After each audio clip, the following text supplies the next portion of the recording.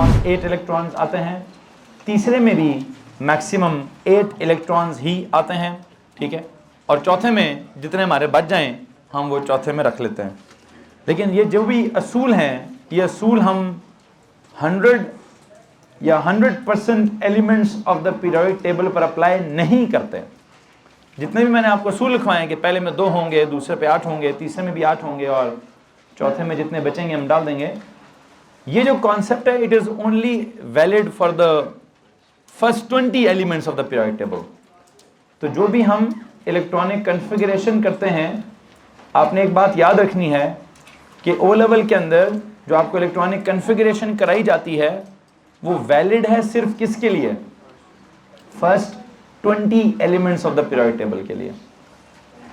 20 के बाद अगर कोई भी एलिमेंट होगा लाइक जिसका एटॉमिक नंबर 20 से बड़ा है, तो आपने एक बात याद रखनी है कि उसकी इलेक्ट्रॉनिक कन्फिगरेशन आपने नहीं करनी। क्या नहीं करना भाई? ना आपसे पूछी जाएगी और ना आपने अटेम्प्ट करनी है। आपने 20 से जिसका एटॉमिक नंबर बड़ा होगा, प्लीज याद रखिए कि उसकी इलेक्ट्रॉनिक कन्फिगरेशन ना उन्होंने आपसे पूछनी है और ना आपने करनी है। आपने अगर करना है तो क्या करना है? अब ऐसा नहीं है कि पूरे का पूरा पेपर ही 20 एलिमेंट्स पर होगा। हाँ, वो क्या पता 20 से अगला एलिमेंट भी इन्वॉल्व कर ले, लेकिन जब वो 20 से अगला कोई एलिमेंट इन्वॉल्व करेगा तो हमने अपना जो भी उसने मुझसे सवाल पूछना है, हम इलेक्ट्रॉनिक कन्फिगरेशन करके जवाब नहीं देंगे। हम क्या सोच के जवाब देंगे? हम उसका ग्रुप नंबर सोच के जवाब दे देंगे, हम उसका पीरियड नंबर सोच के जवाब दे देंगे, हम उसको पीरियोडिक टेबल में से खोल कर जवाब दे देंगे। क्योंकि हमें पेपर में क्या होता है? पीरियोडिक टेबल अलाउड होता है। क्या होता है जनाब साहब? पेपर में पीरियोडिक टेबल हमें अलाउड है। अब जब पेपर में पीरियोडिक टेबल अलाउड है तो क्या करें? क्या करना चाहिए? सर उसको सामने जब भी कोई सवाल सॉल्व करें, पीरियोडिक टेबल सामने रख के सॉल्व करें। तो जब सामने रख के सॉल्व करेंगे तो जिस भी एलिमेंट का सवाल होगा वो एलिमेंट किधर नजर आ जाएगा? सर वो एलिमेंट हमें सामने नजर आ जाएगा कहीं ना कहीं पीरियोडिक टेबल में लिखा हुआ। फिर हम वहां क्या देख लेंगे? इधर ध्यान दीजिए, हम वहां पे देख लेंगे कि वो किस ग्रुप में है, या वो किस पीरियड में है, या वो क्या उसका सीन है, क्या नहीं है। अच्छा, बहरहाल हमने क्या किया, फिर उसके बाद देख लेंगे उसने हमसे क्या मजीद सवाल पूछना है, क्या नहीं पूछना है। मैंने वक्ती तौर पर आपको क्या पढ़ाने की कोशिश की है कि इलेक्ट्रॉनिक कन्फिगरेशन करनी कितनों की हमने? 20 की। 20 की करके जो हम उसकी एप्लीकेशंस निकालेंगे, क्या निकालेंगे? एक दफ़ा अगर हमने कोई एप्लीकेशंस निकाल ली तो आपकी इतला के लिए अर्ज़ है, मैं वो एप्लीकेशंस अप्लाई किधर किधर करूँगा? पूरे के पूरे पीरियोडिक टेबल पर अप्लाई करूँगा। कैसे?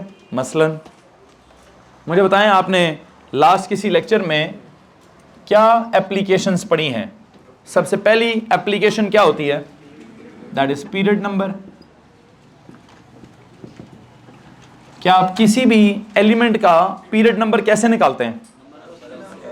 सर जब हम उसकी कन्फिगरेशन करते हैं, हम तो सिर्फ 20 की कर सकते हैं, तो अगर हम 20 एलिमेंट्स में से किसी की भी कन्फिगरेशन कर लेंगे तो हमें कैसे पता चलेगा कि उसका पीरियड नंबर क्या है? हमें उसके नंबर ऑफ शेल से पता चलेगा। तो ये हमारा एक बुनियादी कॉन्सेप्ट था। अब मेरा वैसे एक सवाल है कि एक एलिमेंट है जिसका एटॉमिक नंबर ना 20 से बहुत बड़ा है। क्या है जी? 20 से बहुत बड़ा है, मतलब आप उसकी कन्फिगरेशन नहीं कर सकते, ठीक है।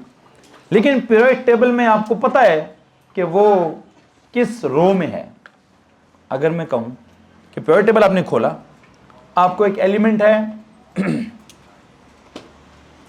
स्ट्रोंशियम। क्या जनाब साहब? अगर आप अपना पीरियोडिक टेबल खोलें तो I would like you to please see कि स्ट्रोंशियम कहाँ है, किस पीरियड में है। प्लीज चेक करके बताइए। अब मुझे उसकी कन्फिगरेशन नहीं आती। क्यों नहीं आती? बच्चों सबके सब पीरियोडिक टेबल खोलें जी। मेरे एक सवाल का जवाब चाहिए मुझे आप सबसे।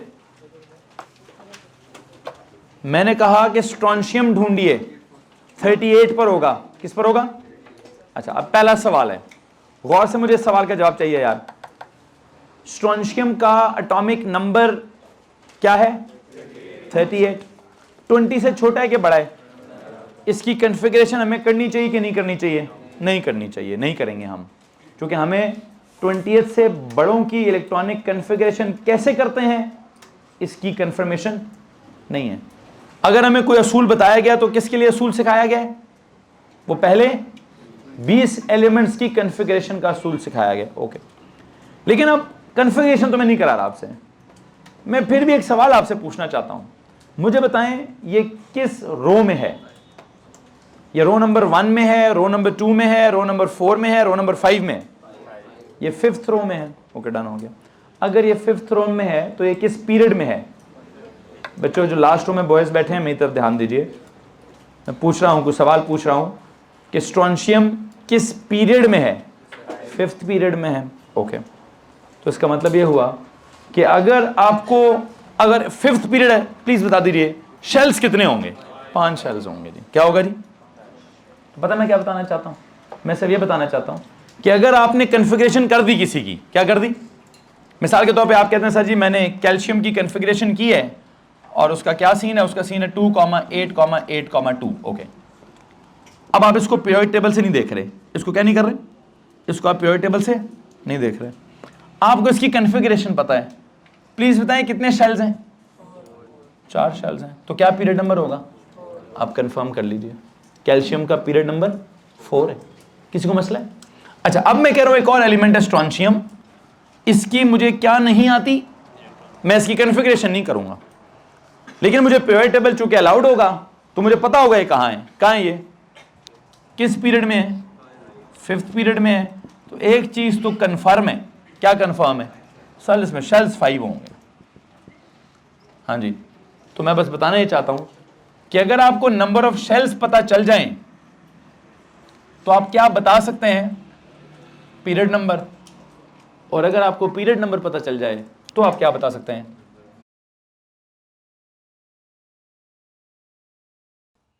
लेकिन अगर 20 एलिमेंट से बड़े की बात हो रही है तो तीसरे वाले शेल की क्या कैपेसिटी है? ये ओ लेवल का टॉपिक नहीं है, ये प्योरली होली सोली किसका टॉपिक है जी? ये ए लेवल का टॉपिक होगा। मैं ए लेवल में इसको डिस्कस करूंगा। मेरी बात समझ आ रही है आपको कि नहीं आ रही है? तो मैं असल में आपके दिमाग में 2 बातें बिठाना चाहता हूं। पहली बात है कि जो फर्स्ट 20 एलिमेंट्स होते हैं उनका ना बंदे को इतना ज्यादा, मतलब केमिस्ट्री हम पढ़ेंगे, कुछ दिन पढ़ेंगे तो एक वक्त आएगा फर्स्ट 20 एलिमेंट्स वालों के नाम, उनका सीक्वेंस, उनका एटॉमिक नंबर, उनकी इलेक्ट्रॉनिक कॉन्फ़िगरेशन वो बंदा इतनी दफा करता है कि उसके नाम भी याद हो जाते हैं, एटॉमिक नंबर्स भी याद हो जाते हैं, कॉन्फ़िगरेशन भी समझ आ जाती है। उसके लिए हमें पीरियोडिक टेबल शायद नहीं खोलना पड़ता। मेरी सिर्फ ये एक्सपेक्टेशन है आपसे, ऑल्दो आपको अवेलेबल होगा, आपको अलाउड होगा, आपको गिवन होगा, लेकिन मैं चाहता हूं कि मेरी क्लास के बच्चों की तैयारी इतनी अच्छी हो कि पहले 20 एलिमेंट्स के बारे में मेजॉरिटी सवालात जो आए उसको पता हो कि उनका सिंबल क्या है, उनको पता हो कि उसका एटॉमिक नंबर क्या है, उनको पता हो कि उनके इलेक्ट्रॉनिक कॉन्फ़िगरेशन क्या है, कॉन्फ़िगरेशन देखते ही उनको समझ आ जाए कि उनका ग्रुप क्या है, उनको पता हो कि उनका पीरियड क्या है, आगे क्या क्या है, उनको पता हो कि उसकी आगे मैं भी पढ़ाऊंगा नेचर क्या है, वैलेंसी क्या है, वगैरह वगैरह। ठीक है, लेकिन अगर कभी सवाल में कोई एलिमेंट आ गया जो 20th एटॉमिक नंबर से क्या हुआ, बड़ा हुआ, तो क्या होगा? तो आप बिल्कुल भी ना तो उसका नाम याद करेंगे, ना आपको उसका सिंबल याद करने की जरूरत है, ना आपको उसका एटॉमिक नंबर याद करने की जरूरत है, ना आपको उसकी इलेक्ट्रॉनिक कॉन्फ़िगरेशन करने की कोशिश करने की जरूरत है। उसके लिए आप क्या करेंगे? सीधा सीधा पीरियोडिक टेबल खोलेंगे। जैसे मैंने स्ट्रोंशियम का नाम लिया है, अब उस स्ट्रोंशियम का क्या सिंबल है? You need not to know that. Strontium का क्या एटॉमिक नंबर है? You need not to learn that.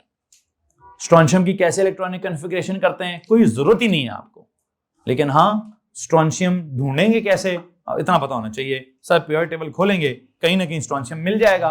अब अगर मिला 5वें पीरियड में, चल ले बेटा बाहर से, अगर मिला किधर बल्कि पहली रो में भेज देना मैम इसको, अगर मिला किधर जी हमें 5वीं रो में, 5वें पीरियड में, तो इसका मतलब क्या है? सर जी 5 शेल्स हैं, क्या है? किसी को मसला है इस बात से? अगर कोई होता मिसाल के तौर पर जाए जी ढूंढे आयोडीन किधर है, पहली रो में क्या बेटा ढूंढे आयोडीन किधर है, आयोडीन को चेक कर बताओ, वो एंड पे होगा कहीं उधर उधर उधर उधर बैठो। आयोडीन का एटॉमिक नंबर है 53, आयोडीन का एटॉमिक नंबर है जी 53। प्लीज चेक करें किस रो में, 5th रो में या 6th में? 5th में। तो उसके अंदर भी कितने सेल्स होंगे? 5 होंगे सर जी। जैसे एक सवाल है आपसे, अगर मैं कहूं आयोडीन का ग्रुप नंबर क्या है? आई मैं आपको ग्रुप नंबर ही पढ़ा चुका हूं। 2 मिनट रुकिएगा प्लीज। ये ग्रुप नंबर का क्या साइंस होता था जी? ग्रुप नंबर की क्या साइंस होती थी? हमें सर ग्रुप नंबर पता चलेगा कैसे? नंबर ऑफ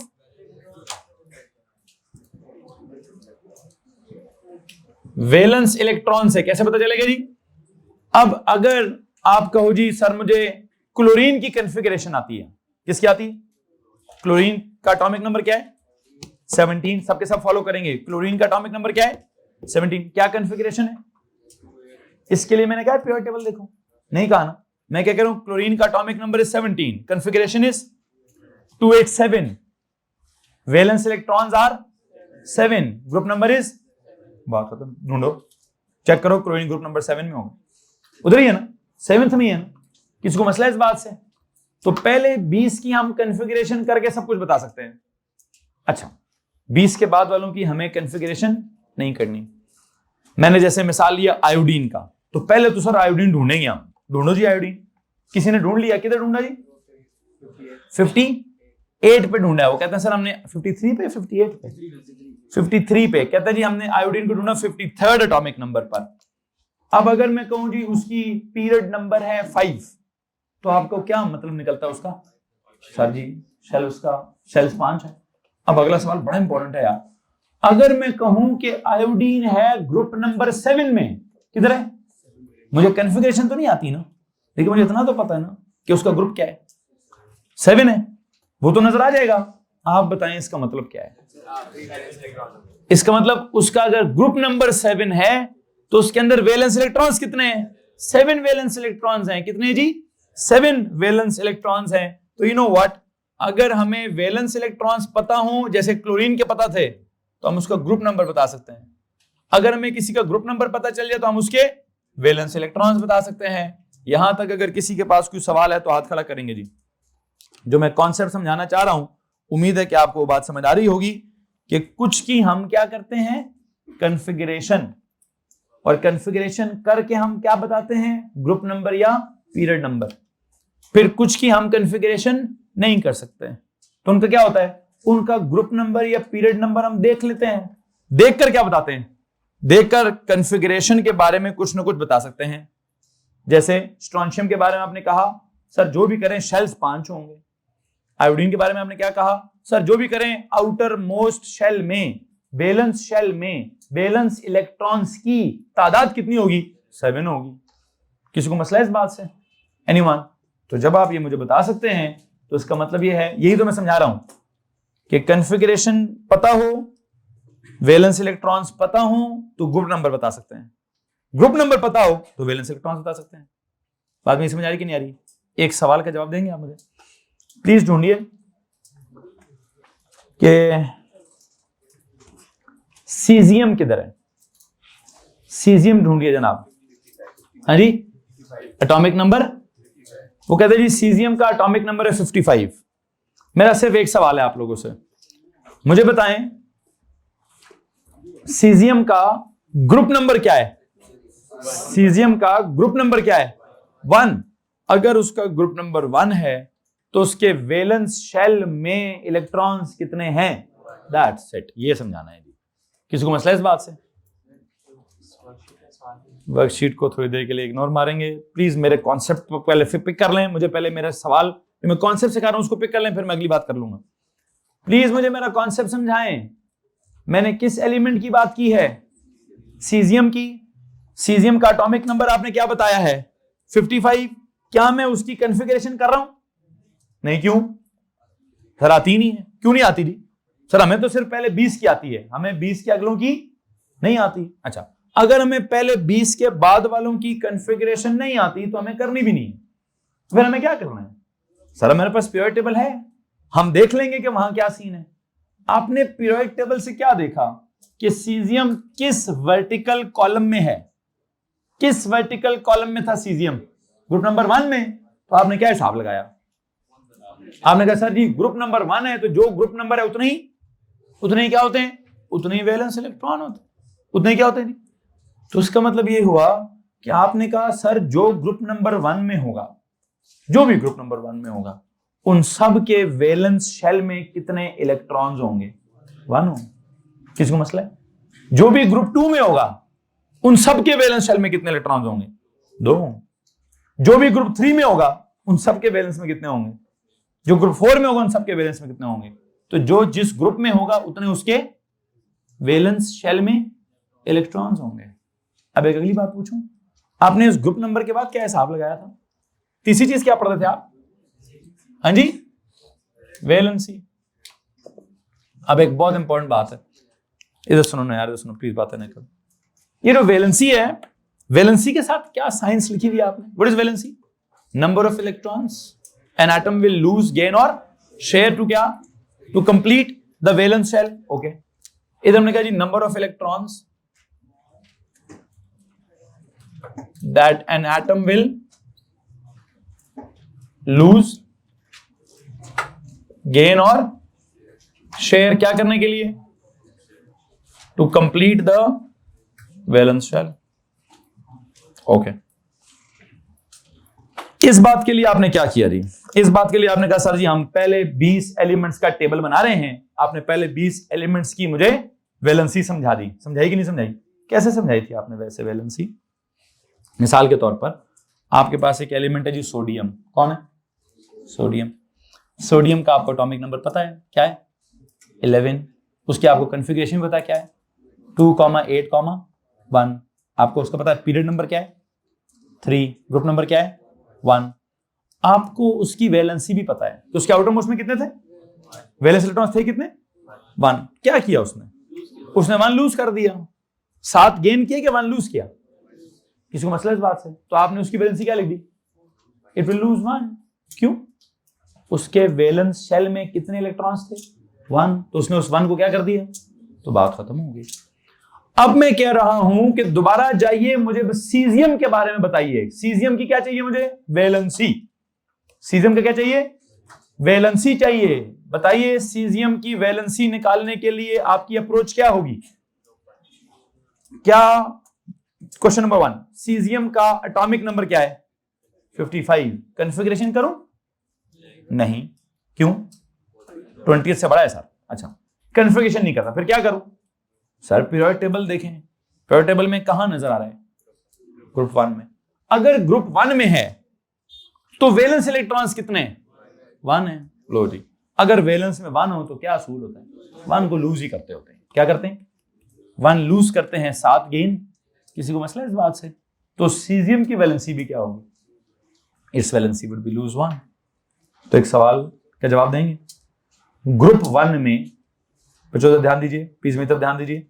ग्रुप नंबर 1 में जितने भी एलिमेंट्स हैं, चाहे लिथियम है, चाहे सोडियम है, चाहे पोटेशियम है, चाहे रुबीडियम है, चाहे सीजियम है, चाहे फ्रेंशियम है, इन सब के वैलेंस शेल में कितने इलेक्ट्रॉन्स होंगे?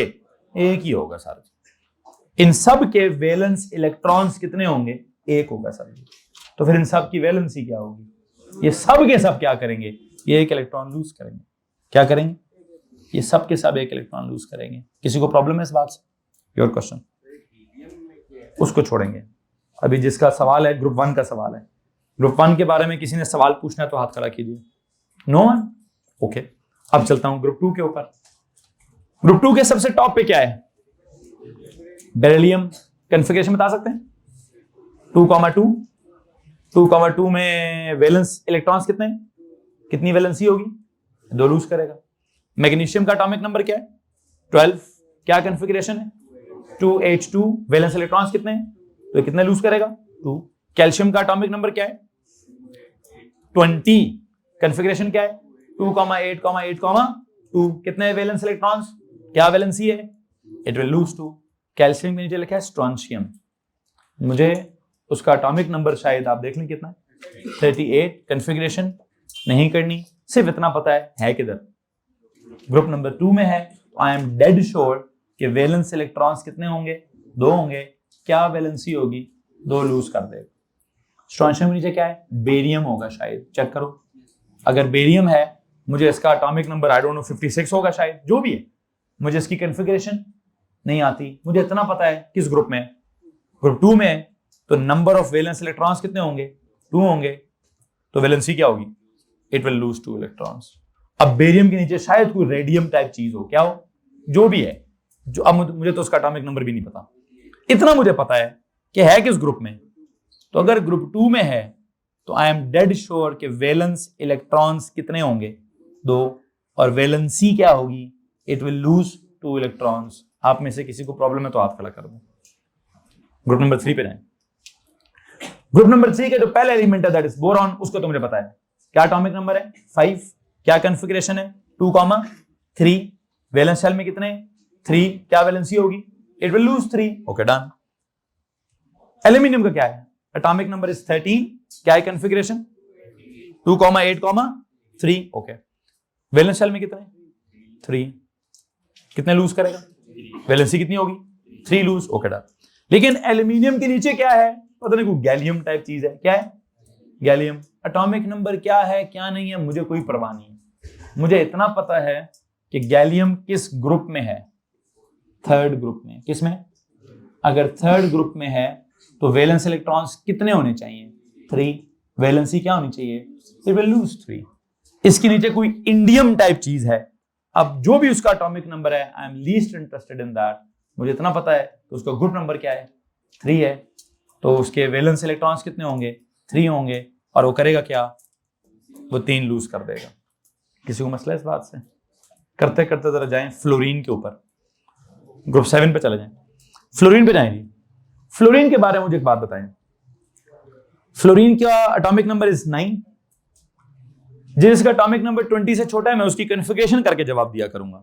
जिसका एटॉमिक नंबर 20 से बड़ा है मैं उसकी कॉन्फ़िगरेशन करके जवाब, बस ये समझाना चाहता हूं। ये समझाना चाहता हूं कि जिस किसी का एटॉमिक नंबर 20 से छोटा होगा, आप जो सोचेंगे कॉन्फ़िगरेशन करके सोचेंगे। ठीक है? कैसे? फ्लोरीन का ग्रुप नंबर वो एटॉमिक नंबर क्या है? 9। कॉन्फ़िगरेशन क्या है? 2,7। वैलेंस इलेक्ट्रॉन्स कितने हैं? 7। क्या करेगा? एक गेन करेगा। वैलेंसी क्या होगी? एक गेन। फ्लोरीन के नीचे कौन है? क्लोरीन का एटॉमिक नंबर क्या है? 17। क्या कॉन्फ़िगरेशन है? 2,8,7। वैलेंस इलेक्ट्रॉन्स कितने हैं? 7। क्या वैलेंसी होगी? एक गेन करेगा। किसी को मसला इस बात से? ओके। अब क्लोरीन के नीचे क्या है? ब्रोमीन का एटॉमिक नंबर 20 से बड़ा है शायद। तो अगर बड़ा है तो मैं इसकी कॉन्फ़िगरेशन नहीं करूंगा। फिर मैंने क्या करना है? मुझे बताएं इसकी ग्रुप क्या है? हाँ, अगर ग्रुप 7 है तो वैलेंस इलेक्ट्रॉन्स कितने होंगे? 7 होंगे। तो वैलेंसी क्या होगी? एक गेन कर लेगा। किसको मसला है? हाथ खड़ा करें। जी पुत्र। हाँ, एक गेन भी कर, जो गेन करते हैं वो क्या क्या करते हैं? वो शेयर भी करते हैं। जो गेन करते हैं वो शेयर भी करते हैं। याद रखिए इस बात को। ठीक है, आगे चले। आयोडीन का क्या है? आयोडीन का ग्रुप नंबर 7 है तो वैलेंस इलेक्ट्रॉन्स 7 है, तो वैलेंसी या एक गेन करेगा या एक शेयर कर लेगा। किसको प्रॉब्लम हो रहा है इस बातों से? प्लीज बताइए मैं क्या करना चाह रहा हूं। जिनका एटॉमिक नंबर 20 से छोटा है, मैं पहले क्या सोचता हूं? मैं उनकी इलेक्ट्रॉनिक कॉन्फ़िगरेशन सोचता हूं। फिर मैं क्या सोचता हूं? फिर मैं ये वाला असूल सोचता हूं। लेकिन जिसका एटॉमिक नंबर 20 से बड़ा है, मैं क्या सोचता हूं? मैं तो ये सोचता ही नहीं हूं। मैं पहले पीरियोडिक टेबल खोल के चेक करता हूं। क्या चेक करता हूं? कि किस ग्रुप में है। जिस ग्रुप में होता है वहां से अंदाजा लगाता हूं। क्या अंदाजा लगाता हूं? कि वैलेंस इलेक्ट्रॉन्स कितने होंगे। तो जब वो अंदाजा लग जाता है फिर क्या करता हूं? फिर कहता हूं इतने लूज करेगा, इतने गेन करेगा, इतने शेयर करेगा। किसी को मसला है इस बात से? आई थिंक ये जो कॉन्सेप्ट पढ़ा रहा हूं, वैसे तो हमारे सिलेबस में एलिमेंट्स कितने हैं? 20 हैं। ज्यादातर सवाल उन्हीं के बारे में आएगा। लेकिन अगर सवाल 20 से बढ़ गया तो भी आप उसको फॉलो कर सकते हैं। उसके लिए वो क्या करेगा? उसके लिए वो आपको पीरियोडिक टेबल दे देगा और आप पीरियोडिक टेबल में से उस एलिमेंट को ढूंढ लेना कि वो कहाँ है। जहां पर वो होगा आप उसका ग्रुप नंबर देख लेना कि कौन सा है। जो उसका ग्रुप नंबर होगा वहां से आप देख लेना कि उसके वैलेंस इलेक्ट्रॉन्स कितने हैं। जब आप उसके वैलेंस इलेक्ट्रॉन्स देख लेंगे तो फिर क्या करना? फिर आप देख लेना उसकी वैलेंसी क्या है। अब जो उसकी वैलेंसी होगी उसी को देखकर आप उसकी ऑक्सीडेशन स्टेट भी बताओगे। क्या बताओगे? आज के लेक्चर में मैं जाना चाहता हूं कहां पे? आज के लेक्चर में मैं आपको ऑक्सीडेशन स्टेट के बारे में कुछ बताना चाहता हूं। ये लीजिए जनाब, अभी तक क्या किया हमने? अभी तक आपका पिछला जो लेक्चर है वो रिव्यू किया है, थोड़े डिफरेंट वर्जन से रिव्यू हुआ है, इधर ध्यान दीजिए। अब क्या हो रहा है? अब हम चलेंगे अपनी अगली बात की तरफ। और आज की बात क्या है जी? आज की बात है चौथी एप्लीकेशन। व्हाट इज दैट चौथी एप्लीकेशन? Oxidation state. आपको मालूम होना चाहिए कि डेफिनेशन में लिखवा रहा हूं नोट्स में। क्या कर रहा हूं जी? डेफिनेशन किधर लिखते हैं आप? नोट्स में। और काम किधर कर रहे हैं आप? काम आपके पास एक शीट मौजूद है, उस शीट पे काम हो रहा है और डेफिनेशन यहां हो रही है, ठीक है। ऑक्सीडेशन स्टेट की डेफिनेशन बताएं जी। ऑक्सीडेशन स्टेट देखें, लिखना छोड़ दें। यू नो व्हाट, जब भी ना ये हमने पहला काम कर लिया, पीरियड नंबर क्या है, फिर कर लिया ग्रुप नंबर क्या है, हमने वैलेंस इलेक्ट्रॉन्स देख लिए, फिर हमने देखा वैलेंसी क्या है। वैलेंसी का मतलब क्या था कि लूज कितने करेंगे, फिर गेन कितने करेंगे, फिर शेयर कितने करेंगे। क्या करने के लिए? वैलेंस शेल को कंप्लीट करने के लिए लूज कितने किए जाएं, गेन कितने किए जाएं, या अच्छा डन। अब जो अगली बात है बड़ी इंपॉर्टेंट है। लूज गेन शेयर अगर हमें समझ आ जाता है, मुझे एक बात बताएं यार, यहां से ना मैं स्टार्ट करने लगा हूं चैप्टर नंबर 2, ठीक है जी। क्योंकि पहला चैप्टर था about an atom. About what? About an atom. Atom में एक खास बात होती है, एटम इज ऑलवेज न्यूट्रल। क्या होता है? एटम इज ऑलवेज, क्यों? जितने होते हैं उसमें इलेक्ट्रॉन्स उतने ही होते हैं उसमें प्रोटॉन्स। जितना होता है उसके अंदर नेगेटिव चार्ज उतना ही होता है उसके अंदर, इसलिए वो क्या होता है? वो न्यूट्रल होता है। चार्जेस क्या हो जाते हैं? कैंसिल। और अच्छा डन। अब मैं ताजी बात कर रहा था, फलाना इतने लूज करेगा, फलाना इतने गेन करेगा। किस चीज को लूज करेगा, किस चीज को गेन करेगा? अगर कोई एटम अपने इलेक्ट्रॉन्स को लूज कर दे या कोई एक्स्ट्रा इलेक्ट्रॉन्स ऐड कर दे, तो क्या वो इलेक्ट्रॉन्स और प्रोटॉन्स का बैलेंस खराब नहीं होगा? है जी। पहले हमने कहा जितने इलेक्ट्रॉन्स होंगे उतने ही प्रोटॉन्स, तो जितना नेगेटिव चार्ज होगा उतना ही पॉजिटिव चार्ज। तो चार्जेस आपस में क्या जाएंगे? कैंसिल। ओवरऑल चार्ज क्या आएगा? 0। ओवरऑल जब चार्ज 0 तो एटम क्या होगा? न्यूट्रल। यहां तक किसको प्रॉब्लम है भाई? नहीं है ना प्रॉब्लम। अब अगर किसी ने अपना इलेक्ट्रॉन लूज कर दिया, क्या कर दिया? तो इलेक्ट्रॉन्स ज्यादा हो गए कि कम हो गए? इलेक्ट्रॉन्स क्या हो गए? कम हो गए। दोबारा बताएं, इलेक्ट्रॉन्स क्या हो गए? कम हो गए। तो प्रोटॉन्स क्या हो गए? ज्यादा हो गए। तो जितना नेगेटिव चार्ज था उतना ही पॉजिटिव है। कौन सा चार्ज कम हो गया, कौन सा चार्ज ज्यादा हो गया? जब आप इलेक्ट्रॉन को लूज करते हैं तो नेगेटिव चार्ज कम हो जाता है, पॉजिटिव चार्ज ज्यादा हो जाता है। ओवरऑल चार्ज क्या आएगा फिर? वो तो पॉजिटिव चार्ज आ जाएगा। क्या आ जाएगा? पॉजिटिव चार्ज आ जाएगा। अब मुसीबत यह है कि जब भी कभी कोई एटम इलेक्ट्रॉन्स को लूज करता है या गेन करता है, तो उसके ऊपर जब भी कभी पॉजिटिव या नेगेटिव चार्ज बैलेंस नहीं होता, या पॉजिटिव चार्ज आ जाए या नेगेटिव चार्ज आ जाए, तो उसको उस एटम को एटम नहीं कहते हैं। उस एटम को क्या कहते हैं? यस एग्जैक्टली, उसको आयन कहते हैं। क्या कहते हैं जनाब? आयन कहते हैं। तो यहां से हमारा टॉपिक शिफ्ट हो गया है। अब हम एटम नहीं पढ़ेंगे, अब हम क्या पढ़ेंगे? आयन पढ़ेंगे। क्या होगा जनाब साहब? आयन पढ़ेंगे। और जब भी हम आयन पढ़ते हैं, आयन को पढ़ने का सबसे पहला काम ही क्या होता है? आयन के ऊपर चार्ज क्या है? आयन पॉजिटिव है या नेगेटिव है? कितना पॉजिटिव है, कितना नेगेटिव है? तो जो आयन के बारे में सबसे पहली चीज होती है वो ये होता है कि उस आयन पर चार्ज कौन सा है और चार्ज कितना है। कौन सा है मतलब पॉजिटिव है या नेगेटिव है? कितना है मतलब एक है कि दो है, मतलब एक लूज किया कि। तो जो भी काम है, जो भी उसके ऊपर चार्ज है, जो हमने आयन के ऊपर लाजमन लिखना होगा, जो आयन के ऊपर हमने चार्ज लिखना होगा, उस चार्ज को कहते हैं द ऑक्सीडेशन स्टेट। क्या बोलते हैं जनाब? तो कहने का मतलब यह है, what is oxidation state? It is the apparent charge written on an ion. जो भी आयन के ऊपर आप लिखते हैं, आई थिंक इसके लिए डेफिनेशन लिखिए जी। What is it? It is the apparent charge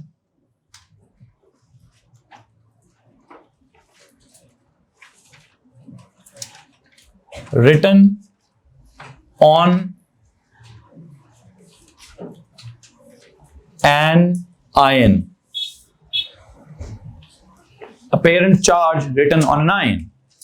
The apparent charge written on an ion. Written on an ion. तो बुनियादी तौर पर मैंने आपको यहां पे दो बातें समझानी है। क्या जनाब? एक तो वो अपेरेंट चार्ज कितना है, किसके ऊपर? किसी भी आयन के ऊपर। चलो जी, चार्ज की बात मैं बाद में करता। असल में चार्ज और आयन दोनों एक जैसे ही ऑलमोस्ट वर्ड है। कि आयन होता क्या है? आयन एक पार्टिकल है, आयन एक एटॉमिक पार्टिकल है, एक एटम जैसी चीज है। लेकिन एटम में और आयन में बुनियादी तौर पर फर्क क्या है? एटम के अंदर इलेक्ट्रॉन्स होते हैं, प्रोटॉन्स होते हैं, न्यूट्रॉन्स होते हैं। न्यूट्रॉन्स जितने मर्जी हों, प्रोटॉन्स और इलेक्ट्रॉन्स बराबर होते हैं। क्या होते हैं? तो वो एटम होता है। जब उसको ख्याल आता है कि मैंने कुछ इलेक्ट्रॉन्स लूज करने हैं या मैंने कुछ इलेक्ट्रॉन्स गेन करने हैं, तो जब वो इलेक्ट्रॉन्स को लूज कर देता है या कोई गेन कर लेता है तो उसके चार्ज का बैलेंस खराब हो जाता है। या पॉजिटिव चार्ज डोमिनेट कर जाता है या नेगेटिव चार्ज डोमिनेट कर जाता है। एटम या पॉजिटिव हो जाता है या एटम नेगेटिव हो जाता है। एटम को जो भी होता है जब पॉजिटिव या नेगेटिव, वो बन क्या जाता है? Positively charged ion, negatively charged ion. तो बुनियादी तौर पर अगर मैंने आपको यहां पे आयन के बारे में कुछ समझाना है तो मैंने आयन के दो कॉलम समझाने हैं। आयन के आगे मैं दो चीजें बनाऊंगा। एक चीज तो समझ आएगी ना कि आयन क्या चीज है? आयन एक चार्ज्ड पार्टिकल है। क्या है? कैसा होगा चार्ज? या पॉजिटिव या, तो एक काम करें जी, यहां लिखें जी एक के साथ। मैं एक सेकेंड, अभी पॉजिटिव नेगेटिव नहीं, पहले लिखे जी कैटाइन। एक लिखे कैटाइन, एक लिखे एनाइन। कैटाइन और एनाइन। आयन के पीछे या तो कैट लगा दें या एन लगा दें। आयन के पीछे कैट लिख दें या एन लिख दें। Cation, A9. ये जो कैटाइन का लफ्ज है, गौर से सुनिए, दिस वर्ड इज फॉर, ये है for the positively charged ion. ये लफ्ज किसके लिए जी? पॉजिटिवली चार्ज्ड आयन के लिए। और एनाइन के नीचे क्या लिखेंगे? Negatively charged ion. Negatively charged ion. अब एक बात बहुत गौरतलब है, ये पॉजिटिवली चार्ज्ड आयन कैसे बनेगा? पॉजिटिवली चार्ज्ड आयन कैसे बनता है? दोबारा सुनिए, मैंने किसकी मिसाल दी थी आपको? सोडियम की। किसकी? सोडियम का एटॉमिक नंबर बताएं जनाब साहब। एटॉमिक नंबर इज 11, डन हो गया। सोडियम की इलेक्ट्रॉनिक कॉन्फ़िगरेशन बताएं मुझे, 281। सोडियम के वैलेंस शेल में इलेक्ट्रॉन्स बताएं मुझे, 1। सोडियम की क्या वैलेंसी होगी ये बताएं मुझे, इट विल लूज 1। जब वो एक इलेक्ट्रॉन लूज, अब सुने गौर से, पहले कितने नॉर्मल एटम में, सोडियम एटम में कितने प्रोटॉन्स होते हैं? 11। कितने इलेक्ट्रॉन्स होते हैं? 11। कितना पॉजिटिव चार्ज होता है? +11। कितना नेगेटिव चार्ज होता है? -11। कितना ओवरऑल चार्ज होता है? 0। क्या होता है जी? किसी को मसला इस बात से? अब एक चीज आपसे पूछनी है कि अगर सोडियम ने क्या कर दिया, एक इलेक्ट्रॉन लूज कर दिया, क्या कर दिया, तो इलेक्ट्रॉन्स कितने हो जाएंगे? 10। कितने हो जाएंगे? तो क्या चार्ज आएगा? इलेक्ट्रॉन्स का कितना नेगेटिव चार्ज होगा? -10। ठीक है। अच्छा, प्रोटॉन्स अभी भी कितने हैं? वो लूज होते हैं? प्रोटॉन्स लूज होते हैं जी? क्यों प्रोटॉन्स क्यों लूज होते? सर वो तो न्यूक्लियस के अंदर होते हैं। ये लूज शूज क्या होता है?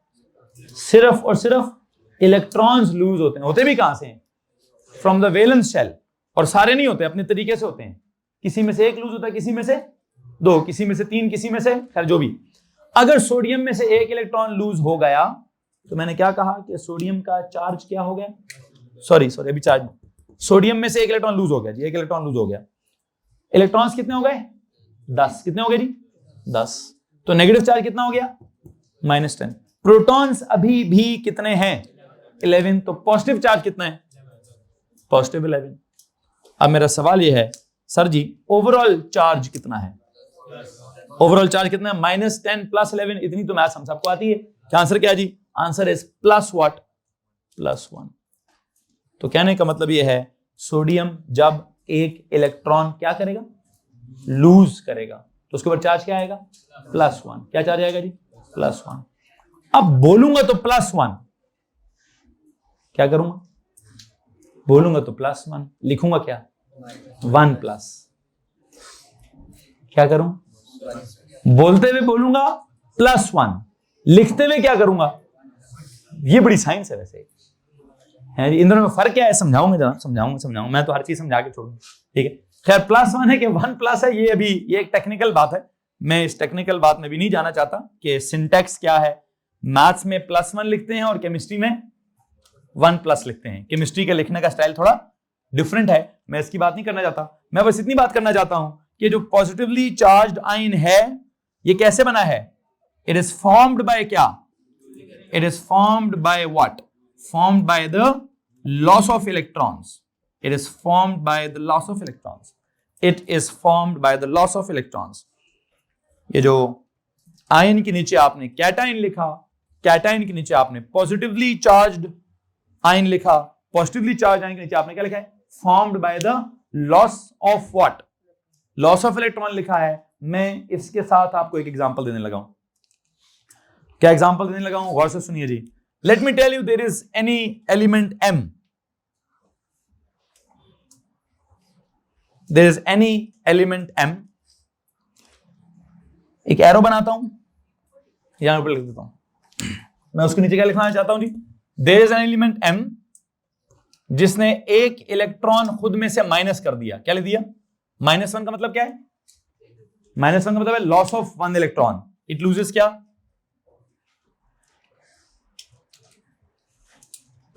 If it loses 1 electron, I must say -1 electron.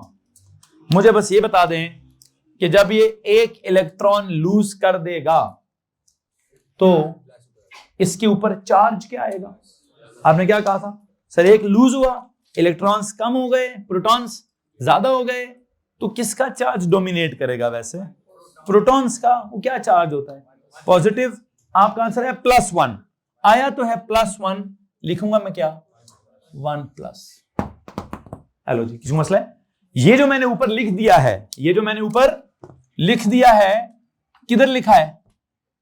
Ion के ऊपर। इसको क्या कहते हैं? The apparent charge written on an ion. What is this? This is known as the oxidation state. जी भाई, कुछ सवाल है किसी के पास? क्या हो रहा है? गौर से मेरी बात सुनिए। मैं समझा रहा था क्या? ऑक्सीडेशन स्टेट वाली बात। क्या है ऑक्सीडेशन स्टेट वाली बात? It is the apparent charge written on an ion. Okay. What is an ion? It's either a cation or an anion. Anion को मैंने गोली। What is cation? It's a positively charged ion that is formed by the loss of electrons. अब electron जब loose होते हैं तो क्या होता है? सर जी इलेक्ट्रॉन्स की आर्मी कमजोर हो जाती है। अच्छा तो फिर सर जी प्रोटॉन्स डोमिनेट कर जाते हैं। अच्छा फिर प्रोटॉन्स का चार्ज डोमिनेट करेगा। क्या है प्रोटॉन्स का चार्ज? It's positive.